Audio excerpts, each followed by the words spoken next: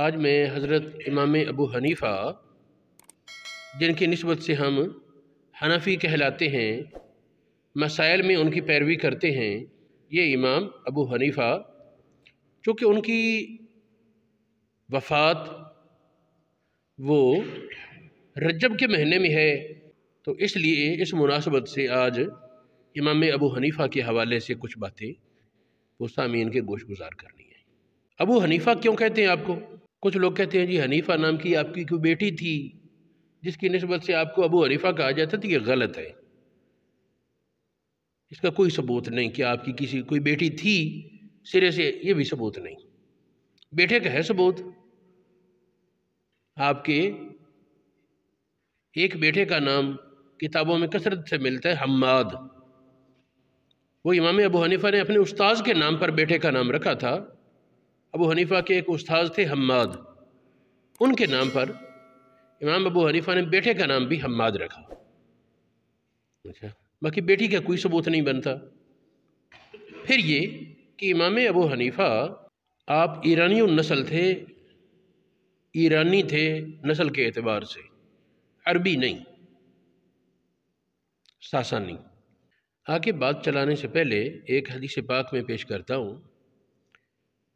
یہ حدیث بخاری شریف میں ہے، مسلم شریف میں ہے، مسند احمد بن حنبل میں موجود ہے، ترمذی شریف میں ہے،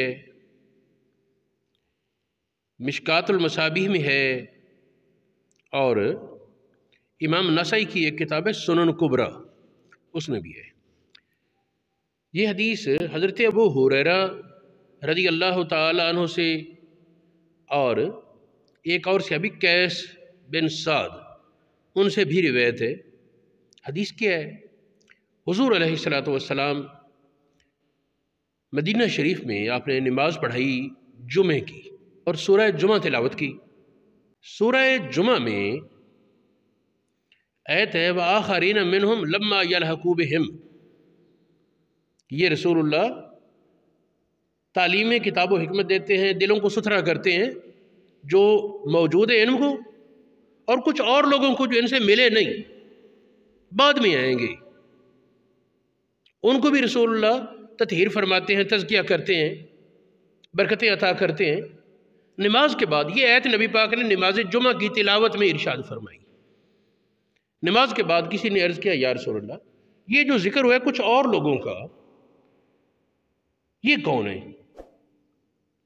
حضور علیہ السلام کی اس مجلس میں حضرت سلمان فارسی رضی اللہ تعالیٰ عنہ موجود تھے۔ حضور علیہ السلام نے ان کی طرف اشارہ کیا، بعض روایات میں آتا ہے ہاتھ رکھا کندھے پر یہ ان کی طرف اشارہ کرتے ہوئے فرمایا کہ اگر علم،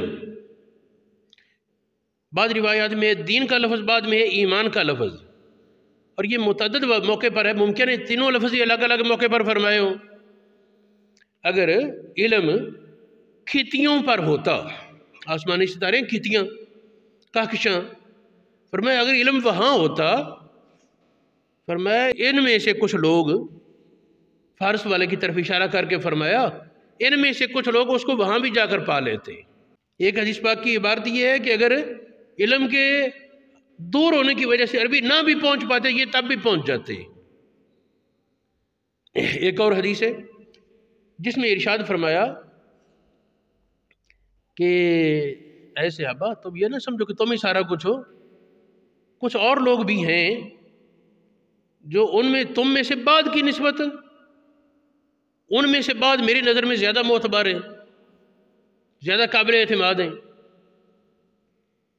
یعنی فضیلت صحابیت کی وہ الگ ہے، لیکن یہاں دین کی ترجمانی اور نبی پاک کے اعتماد کے اعتبار سے کچھ بعد والے لوگ جو عربی نہیں، وہ بھی ممکن ہے کہ اللہ فضیلتوں کے حامل ہوں اور نبی پاک کے اعتماد کو پائیں۔ یہ حدیث جو میں نے کتابوں کے کچھ حوالہ جات دے دیے ایران والوں سے، مرادی میں نے یہی بنا نا، ایران والوں میں سے کچھ لوگ ہوں گے، فارس والوں میں سے کچھ لوگ ہوں گے جو علم کو پا لیں، اگرچہ بہت دور ہو، ایمان تک وہ پہنچ جائیں اگرچہ بڑا ہی دور ہو۔ تو اس سے مراد کون ہے؟ اس میں علامہ جلال الدین سیوطی یہ شافعی عالم ہے، حنفی نہیں۔ انہوں نے فرمایا کہ اس حدیث میں امام ابو حنیفہ کے لیے بہت بڑی منقبت اور آپ کی بشارت ہے کہ نبی پاک نے یہ ارشاد ابو حنیفہ کے بارے میں فرمایا تھا۔ اس طرح امام ابن حجر اسقلانی کی کتاب الخیرات الحسان، اس میں بھی دیکھا، اس کے حوالے سے بھی پڑھا ہے، تو یہ نبی پاک کی بشارت تھی ایک۔ امام ابو حنیفہ کا نام ہے نعمان، باپ کا نام ہے ثابت۔ ثابت کو اس کے باپ لے کر گئے حضرت علی کی مجلس میں، چھوٹے سے بچے کو۔ بعض حضرات نے تو گھٹی کا بیان کیا ہے کہ حضرت علی سے گھٹی ڈلوانے کے لیے گئے۔ بل حضرت سیدنا علی مرتضیٰ نے شفقت فرمائی اور برکت کی دعا دی۔ تو محققین کہتے ہیں کہ یہ ثابت کو جو دعا تھی وہ اس کے بیٹے نعمان میں ظاہر ہوئی۔ بڑوں کو دعا وہ اسی طرح ہی ہوتی ہے نا کہ آگے پھر نام بھی باقی رہتا ہے اور عزت اور برکت۔ امام ابو حنیفہ بنیادی طور پر اللہ پاک کا تقویٰ تو تھا، ضروری مسائل جانتے۔ ابتدائی اس دور میں ہر مسلمان ابتدائی دینی معلومات تو حاصل کرتا، اس کے بعد کچھ لوگ وہ دین میں مہارت حاصل کرتے اور علماء بنتے۔ کچھ نہ کچھ ابتدائی معلومات وہ ہر مسلمان حاصل کرتا۔ تو امام ابو حنیفہ اس معلومات ابتدائی حاصل کرنے کے بعد قرآن پاک پڑھا، ابتدائی معلومات حاصل کی اور پھر کاروبار میں مصروف ہو گئے۔ کپڑے کا کاروبار تھا آپ کا، دکان کی طرف جا رہے تھے، رستے میں ایک بڑے عالم اس دور کے تھے عامر شابی، شین عین بے یہ شابی، ملاقات ہوئی، سامنا ہوا تو وہ دیکھنے لگے اور فرمایا کہ ابو حنیفہ تیری پیشانی میں نور ہے، کیا کرتا ہے؟ انہوں نے کہا جی دکانداری۔ کہا کہ دیکھو اس نور کو میلا نہ ہونے دینا، اس نور کو میلا نہ ہونے دینا۔ پھر کہا کہ علم حاصل کیا کرو۔ یہ ایک ابتدا ہوئی امام ابو حنیفہ کے دل میں علم کے شوق کی۔ اب امام ابو حنیفہ رضی اللہ تعالی عنہ علم کی پیاس میں، علم کی طلب میں جب سوچی، تو چونکہ اس دور میں کوفہ بہت بڑا علمی مرکز تھا، آپ کی پیدائش کوفے میں ہوئی، پیدائش کوفے میں ہوئی اور کوفہ بڑا علمی مرکز تھا، بہت سے صحابہ کے شاگرد وہاں موجود تھے، عبداللہ ابن مسعود کے اور حضرت علی کے بہت سے شاگرد اس وقت یہاں موجود تھے کوفہ میں۔ تو ان سے امام ابو حنیفہ نے علم حاصل کرنا شروع کیا۔ بعد اساتذہ، بعد محدثین سے ایک حدیث پڑھی، کسی سے دو پڑھی، کسی سے زیادہ، تو اس طریقے 4000 اساتذہ سے۔ اس دور میں نا مدارس اس طرح تھوڑے تھے، مدارس نہیں، انفرادی طور پر ہر محدث بیٹھ جاتا، عالم بیٹھا ہوتا، جس نے اس کے پاس جانا ہے کچھ سیکھنے پوچھنے چلا جائے۔ تو اس طریقے پر 4000 محدثین سے، اساتذہ سے امام ابو حنیفہ نے علم حاصل کیا۔ آخر میں ایک استاذ تھے حماد، ان کے پاس پہنچے تو کچھ دن تلمذ کے بعد، سیکھنے کے بعد، ایک دن حماد کہنے لگے، حالانکہ ان کے وہ مرجع تھے، بہت سے مسائل کے میں ان کے پاس لوگ سوالات کرنے آتے، بہت سے مسائل ان سے پوچھے جاتے، سارا دن رونق لگی رہتی، اپنے تلامذہ کا بھی حلقہ تھا اور شہر سے آنے والے لوگ ادھر ادھر سے مسائل پوچھنے کے لیے آتے لوگ، ان کی کثیر تعداد ہوتی۔ امام ابو حنیفہ کو حماد نے کہا کہ بیٹا آج مجھے ضروری کام جانا پڑا ہے اور مرکز کو خالی چھوڑنا مناسب نہیں، چونکہ لوگوں نے مسائل پوچھنے کے لیے آنا ہوتا ہے، تو مجھے تم پر اعتماد ہے، تم بیٹھو میری جگہ اور آج فتوے تم دو، آج جتنے سوالات ہیں تم اس کے فتوے جاری کرو، ساتھ فرمایا کہ جو جواب لکھو نا اس کی نقل تیار کر لینا، سائل کا نام بھی، سوال بھی، پوچھنے والے کا نام بھی، جو تم جواب لکھو وہ بھی، اور تاریخ بھی، تاکہ ریکارڈ میں چیک کر لوں، اگر کوئی غلطی ہو تو پھر ہم پیغام بھیج کر اصلاح کر لیں گے۔ اس دن 60 سوالات آئے، امام ابو حنیفہ نے ان کے جوابات لکھے۔ جب استاذ آئے تو وہ جوابات پیش کیے، یہ سوال آئے اور میں نے یہ جواب لکھے۔ استاذ خوش ہوئے اور کہا کہ ان میں سے 40 جواب تو ایسے ہیں جو اگر میں لکھتا تو یہی لکھتا، اور جو باقی 20 سوال ہیں اس میں اگر میں لکھتا کچھ اور لکھتا، لیکن جو تم نے لکھا ہے وہ غلط نہیں، اب کسی کو اصلاح کے لیے بتانے کی ضرورت نہیں۔ یہ ایک واقعہ ہوا حماد کی زندگی میں، جس کی وجہ سے حماد کے شاگردوں میں ایک شہرت پھیل گئی کہ حماد اعتماد کرتے ہیں ابو حنیفہ پر، اور ابو حنیفہ اہل ہیں۔ اس کے بعد ایک وقت آیا کہ حماد فوت ہو گئے۔ حماد کی فوتگی کے بعد چونکہ مرجع تھے بڑے، اہل علم علاقے کے لوگ اکٹھے ہوئے، تلامذہ اکٹھے ہوئے، موتا کے دین اکٹھے ہوئے۔ اب سوال یہ پیدا ہوا کہ ان کی جگہ اس علمی مرکز پر کون فائز ہو جو اس کام کو چلائے۔ ادھر ایک علمی مرکز ہے تو کام تو چلتا رہے، اس جگہ کون بیٹھے؟ سب نے حماد کے بیٹے کو کہا کہ آپ بزرگوں کے بیٹے ہیں اور عالم ہیں، آپ وہاں بیٹھے۔ حماد کے بیٹے نے سب سے خطاب کرتے ہوئے کہا کہ آپ صاحب کو مجھ پر اعتبار ہے؟ انہوں نے کہا جی بالکل اعتماد ہے۔ انہوں نے کہا میں بیٹھ جاؤں تو کوئی اعتراض؟ انہوں نے کہا نہیں۔ انہوں نے کہا میں کسی کو بٹھا دوں تو کوئی اعتراض؟ انہوں نے کہا نہیں، ہمیں کیا ہے بھی، ہمیں تم پر اعتماد ہے اور تم ہمارے بزرگوں کے بیٹے ہو، ٹھیک ہے۔ تو اس بیٹے نے نا امام ابو حنیفہ کے کندھے پر ہاتھ رکھا اور کہا کہ پھر بابا ان پر اعتماد کرتے تھے، میں بھی ان پر اعتماد کرتا ہوں، پھر یہ ابو حنیفہ یہ بیٹھیں گے حماد کی جگہ اور ان کے کام کو چلائیں گے۔ چنانچہ سب لوگ، آپ کی شہرت تو پہلے سنی ہوئی تھی، مطمئن ہو گئے۔ اس کے بعد ایسے ایسے سوالات آپ کے پاس آتے اور شہرت آپ کی پھیلتی چلی گئی، کوفہ، بصرہ، آگے آگے آگے۔ پھر یاد رہے کہ ائمہ اربعہ جو 4 فقہ کے مشہور امام ہیں، امام ابو حنیفہ، امام مالک، امام شافعی اور امام احمد بن حنبل، ان چاروں میں سے تابعی ہونے کا شرف، جس نے کسی صحابی کی زیارت کی ہو، تابعی ہو، چاروں میں سے تابعی ہونے کا شرف یہ ابو حنیفہ کو حاصل ہے۔ امام ابو حنیفہ کے سوا باقی جو 3 حضرات ہیں وہ تابعی نہیں۔ امام مالک تبع تابعی ہیں اور دوسرے پھر اس سے بھی آگے چلے جاتے ہیں۔ تابعی یعنی جس نے صحابی کی زیارت کی ہو، یہ 4 میں سے جو مشہور امام ہیں فقہ کے، ان 4 میں سے امام ابو حنیفہ کے ساتھ خاص ہے۔ امام ابو حنیفہ نے حضرت انس کی زیارت کی۔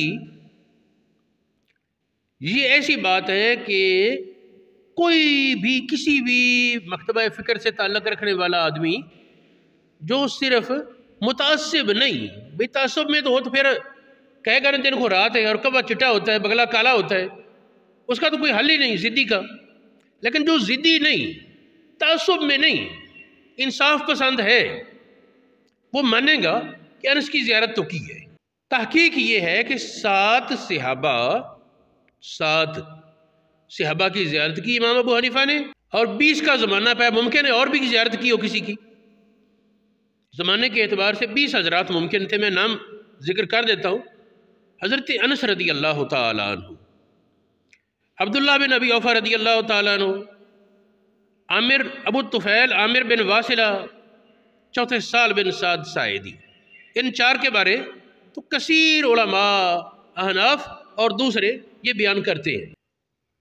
عبداللہ بن حارث بن جزع زبیدی، واصلہ بن اسکا، اور اس طریقے کر کے یہ 7 نام ہیں. یہ 6 میں نے گنوا دیے، 7واں مستحضر نہیں، اس میں کچھ اختلاف ہے. یہ 7 حضرات ہوئے. اور اس کے علاوہ میں نے بتایا کہ 20 لوگ صحابہ سے تھے جن کا زمانہ ملا اور قرینہ کیا سے ملاقات بھی ہو. تابعین میں سے جمع غفیر امام ابو حنیفہ سے ملاقات. ظاہر بات ہے کہ میں نے بتایا امام ابو حنیفہ نے 4000 اساتذہ سے علم اخذ کیا، تو ان کی اکثریت ظاہر صحابی تابعی ہوگی، اکثریت تابعی ہوگی. امام ابو حنیفہ کی پیدائش 80 ہجری میں اور وفات 150 ہجری میں ہوئی. ہمارے ہاں بر صغیر میں ایک بڑی درگاہ ہے داتا گنج بخش علی حجویری کی. آپ کی کتاب کشف المحجوب میں ایک واقعہ ذکر ہے. گنج بخش علی حجویری، علی نام ہے نا، علی بن عثمان. یہ حجویر یہ افغانستان کا ایک علاقہ ہے، اس کی نسبت سے آپ حجویری کہلاتے ہیں. تو حضرت داتا گنج بخش کہتے ہیں کہ میں حضرت بلال کے مزار پر ملک شام میں تھا. ملک شام میں حضرت بلال حبشی رضی اللہ تعالی عنہ کے مزار پر معتکف تھا. وہاں اعتکاف کیا میں نے اس مسجد میں. تو وہاں قیام کے دوران ایک رات مجھے خواب میں حضور علیہ السلام کی زیارت نصیب ہوئی. خواب میں میں نے دیکھا کہ مکہ شریف ہے. حضور نبی کریم صلی اللہ علیہ وآلہ وسلم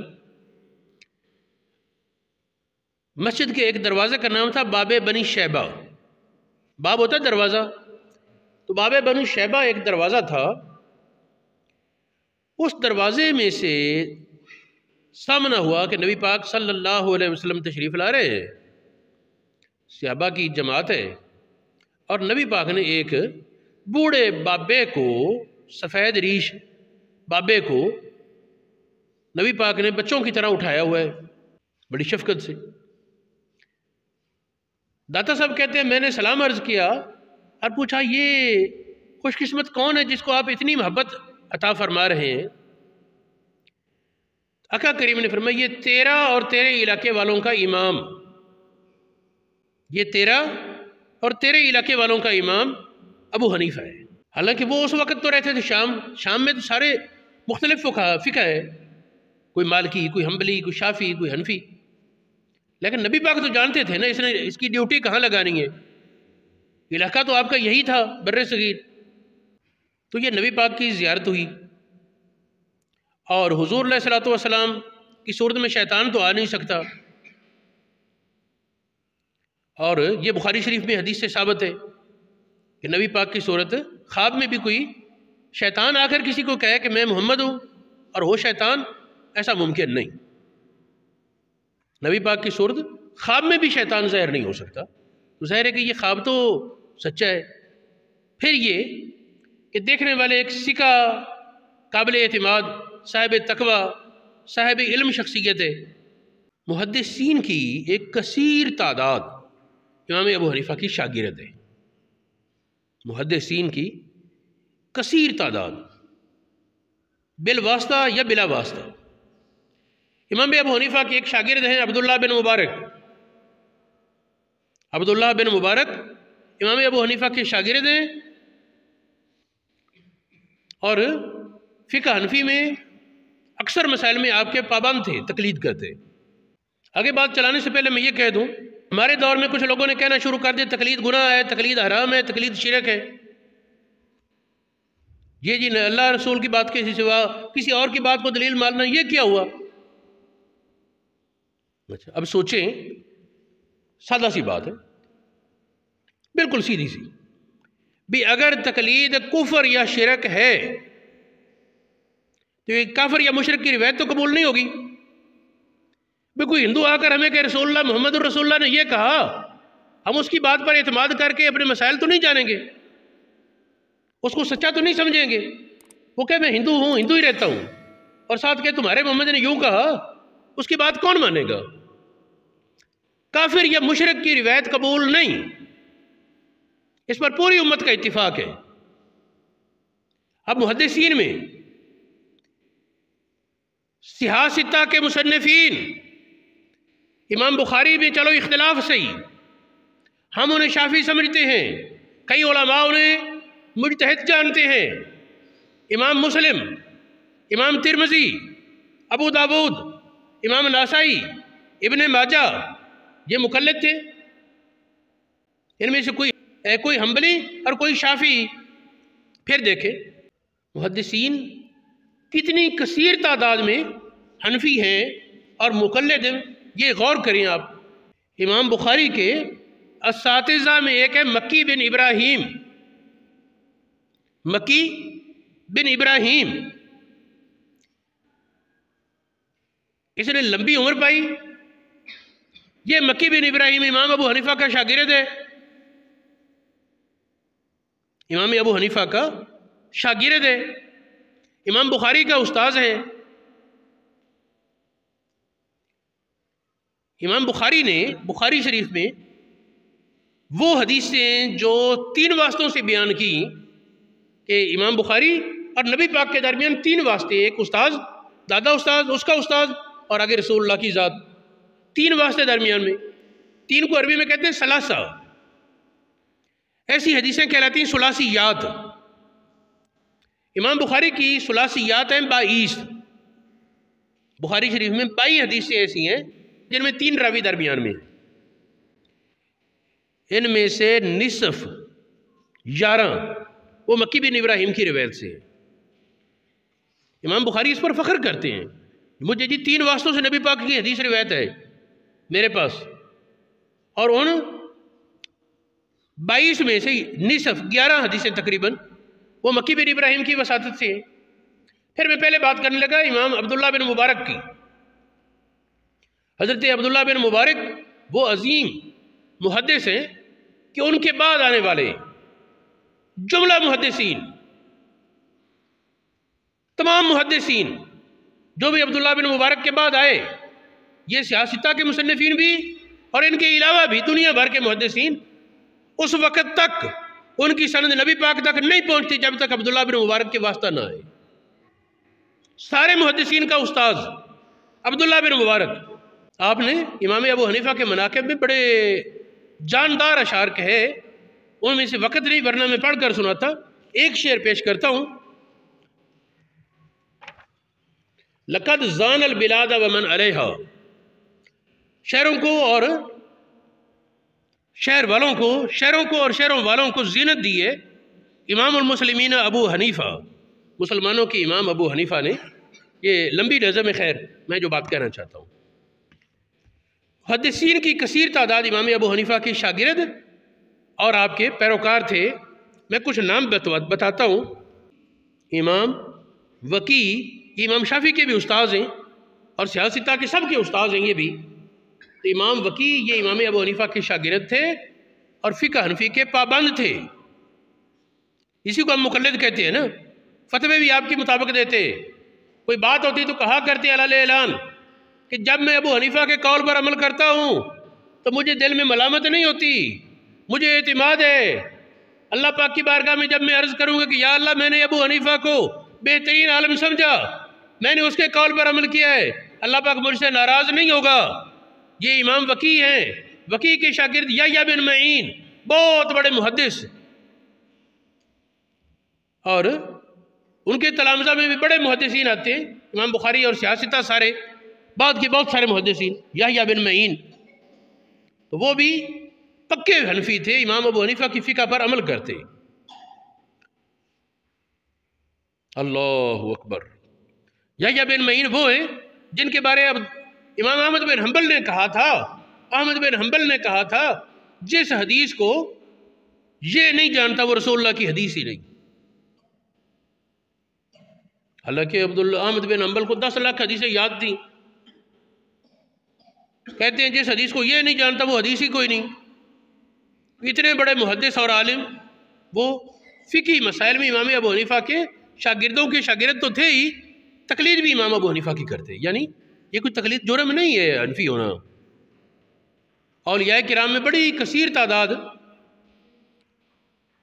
وہ خیر بعد میں بات کرتا ہوں۔ یہ محدثین کے کچھ نام: ابو عاصم النبیل، علی بن مسہر، یزید بن ہارون، حفص بن غیاث اور بہت سے حضرات۔ میں نے ایک وقت اپنے بال سفید ہونے سے پہلے کسی وقت میں نے ایک مقالہ لکھا تھا امام ابو حنیفہ کے فقہ پر عمل کرنے والے محدثین، آپ کے شاگرد اور آپ کے مقلد محدثین۔ تو 300 محدثین جو امام بخاری اور دیگر محدثین کے اساتذہ ہیں، بالواسطہ یا براہ راست، وہ سارے حنفی تھے۔ اب جو بات میں نے پہلے کی، اگر تقلید شرک ہے، مشرک کی روایت قبول نہیں۔ اگر تقلید کفر ہے، کافر کی روایت قبول نہیں۔ اور اگر یہ کہیں کہ ہے تو غلط لیکن ہمیں یہ تحقیق قبول نہیں، امام ابو حنیفہ کے تلامذہ سے، ان کے مقلدین سے روایت کی امام بخاری نے، مسلم نے، ترمذی نے، ابو داؤد نے، نسائی نے، ابن ماجہ نے، ابن ابی شیبہ نے، مصنف عبد الرزاق، دیگر محدثین نے۔ آج وہ کہہ جی مجھے ان پر اعتبار نہیں، ان کی تحقیق غلط تھی۔ ہم کہیں گے شیشے میں اپنا بتھا دیکھ، اتنے بڑے بڑے محدثین کو نہیں پتا، تجھے زیادہ پتا ہے بھی۔ وہ تقلید کرنے والوں کی روایت قبول کریں، وہ تقلید کو گناہ نہ جانیں، ان میں سے بہت سارے خود تقلید کریں، اور تم یہ کہو کہ تقلید شرک ہے، تقلید گناہ ہے، تقلید حرام ہے۔ حقیقت یہ ہے تقلید کو گناہ کہنے والا خود گناہ کے قریب ہے، تقلید کو حرام کہنے والا خود حرام کے قریب ہے۔ سنو، قرآن پاک نے ارشاد فرمایا فَاسْأَلُوا أَهْلَ الذِّكْرِ إِن كُنتُمْ لَا تَعْلَمُونَ، اگر تم نہیں جانتے اہل علم سے پوچھو۔ یہ نہیں کہا ہر آدمی جس طرح سمجھ آئے کر لے۔ آج لوگ کہتے ہیں نا کہ قرآن و حدیث کافی ہے جی، بس عربی زبان آنی چاہیے۔ سنیں، ایک مشہور سخی حاتم طائی، اس کا بیٹا عدیج صحابی رسول ہے، مدینہ شریف میں حاضر ہوا۔ نبی کریم صلی اللہ علیہ وآلہ وسلم آپ نے عدیج کی بہن پر بھی بڑی شفقت فرمائی، اور عدیج پر بھی۔ اللہ اکبر! یہ انہی دنوں آیت یہ آئی روزے کے بارے میں، ساری رات کھاؤ پیو یہاں تک کہ کالا دھاگا چٹے دھاگے سے ممتاز ہو جائے، کالا دھاگا سفید دھاگے سے الگ الگ ہو جائے۔ مراد تو تھا پاؤں پھٹنا، جب پاؤں پھٹتی ہے تو نیچے سفید لکیر جس طرح ہو، اور اوپر رات کی سیاہی جا رہی ہو، اس کی کالی لکیر معلوم ہوتی ہے۔ مراد یہ تھا۔ میں بتانے یہ لگا ہوں کہ صرف عربی لغت جاننا کافی نہیں۔ عدیج نے یہ آیت سنی اور گھر آئے سحری کے وقت، رات کے وقت ہی انہوں نے 2 دھاگے رکھ لیے، رسیاں، ایک کالے رنگ کی ایک سفید رنگ کی سرانے کے نیچے۔ بار بار اٹھا کر دیکھ لیتے، حال ہی نہیں پتہ پہ لگتا کالی کیڑی ہے چٹی کیڑی ہے، کھاتے رہے۔ کافی روشنی ہوئی تو بس کر دی۔ حضور علیہ السلام کے بارگاہ میں صبح حاضر ہوئے تو حضور علیہ السلام مسکرائے، اور میں اس کا یہ مطلب نہیں، اس کا مطلب ہے پاؤں پھٹنا۔ پتہ کیا چلا؟ صرف عربی زبان جاننا قرآن سمجھنے کے لیے کافی نہیں۔ ایک جنگ میں ایک صحابی زخمی ہوئے، سر میں زخم آیا، زخم گہرا تھا۔ علاج کے بعد جو وہاں طبیب موجود تھے انہوں نے کہا کہ پانی نہ لگنے دینا، زخم تیرا ٹھیک ہو جائے گا۔ اتفاق تقدیر یہ اس کو خواب ہو گیا، احتلام ہو گیا، غسل فرض ہو گیا۔ ساتھیوں سے مسئلہ پوچھا، انہوں نے کہا جی قرآن پاک یہ کہتا ہے کہ اگر پانی نہ ملے تو تیمم کرو، پانی تو وفر ہے، تیرے لیے رخصت نہیں۔